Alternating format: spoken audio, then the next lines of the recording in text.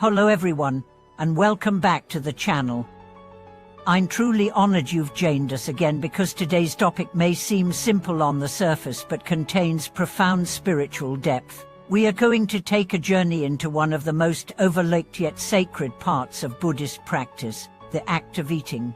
Specifically, we'll explore the ancient ritual of Buddhist meal practice and the philosophy of 3 virtues and 6 flavors. You may ask, how can something as ordinary as food contain spiritual truth? Today, we'll reveal how the way we eat reflects the way we live, think, and ultimately awaken. Let's start with an image. Imagine a monk seated cross-legged on a meditation cushion in a monastery at dawn. Before him is a simple bowl of rice and vegetables. Before he touches the food, he recites verses, not just out of routine, but from the depth of awareness.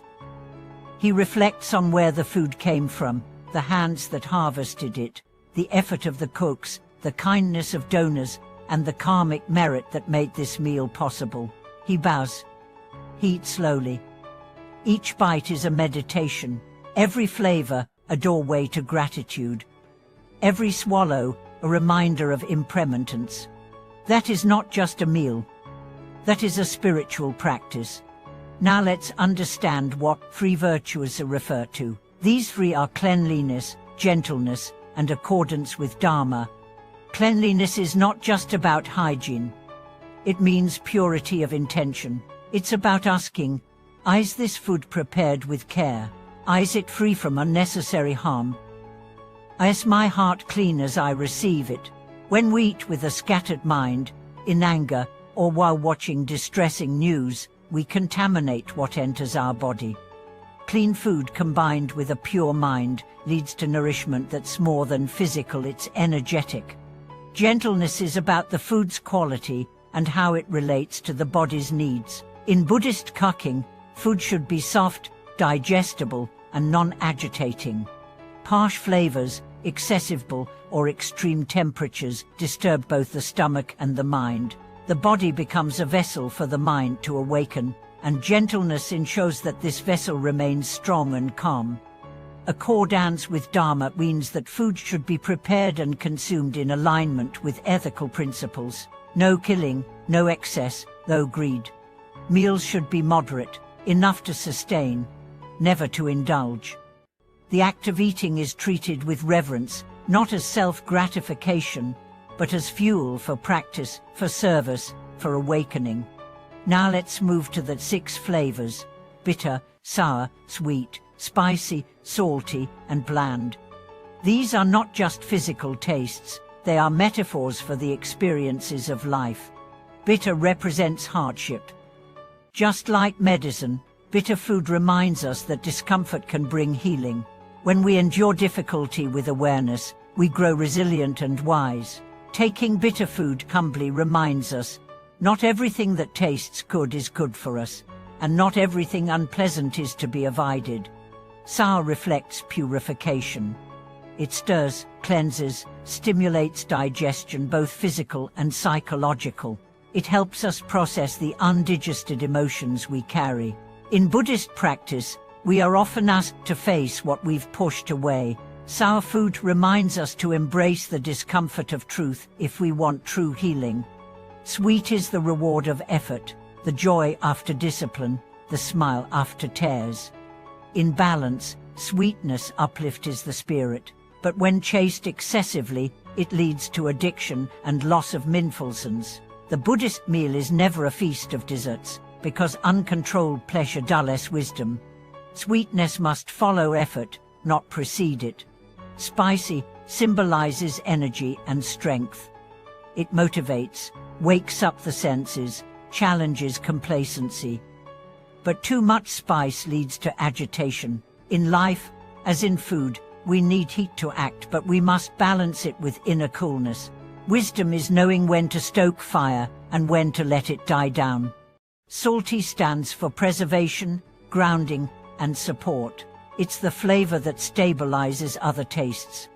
Without it, even the sweetest or spiciest meal feels incomplete. Salty foods remind us of the need for foundation in our lives: discipline, tradition, relationships that anchor us. Land is the most subtle and most sacred. Often overlooked, it symbolizes simplicity, contentment, and neutrality. It teaches us that not every experience must be stimulating. Sometimes, peace is found in what is plain. Monks often eat bland meals, not because they lack options, but because they train the mind to find satisfaction in simplicity. A balanced meal with these 6 flavors reflects a balanced life. It shows us how every experience, even suffering, has a role in our awakening. Each taste becomes a teacher.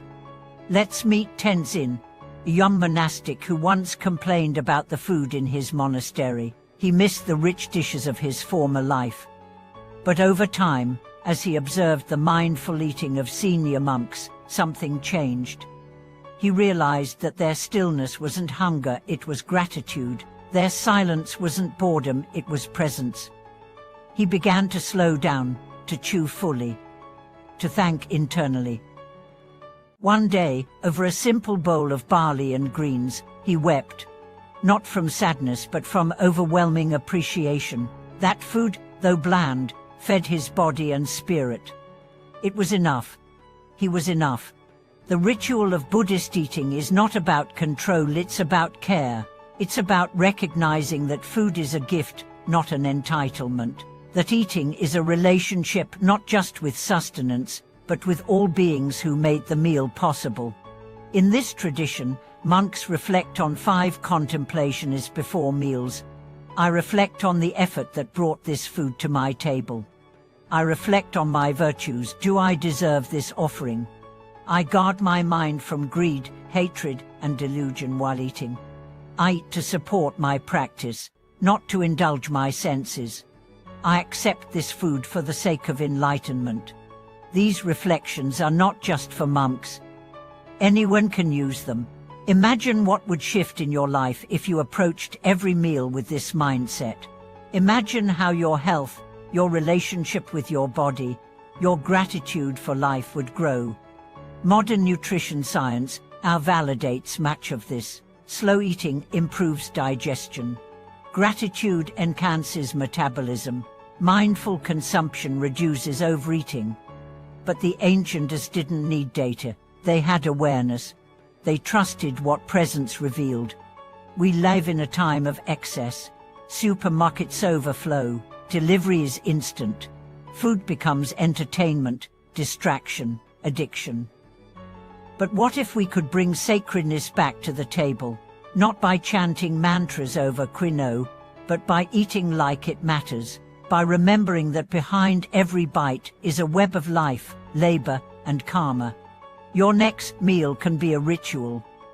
You don't need incense, just attention, just gratitude, just care. Thank you for watching this video. I invite you to bring presence to your next meal, to bless it, not just with words, but with attention, to taste, not just with your mouth, but with your heart. If this message inspired you, share your experience in the comments. How do you eat? What would it mean to make your meals sacred again? And don't forget to like, subscribe, and turn on the notification bell. Let's keep exploring how ancient wisdom can nourish our modern lives. Until next time, may your food be healing, your heart be grateful, and your life be a meditation in every bite.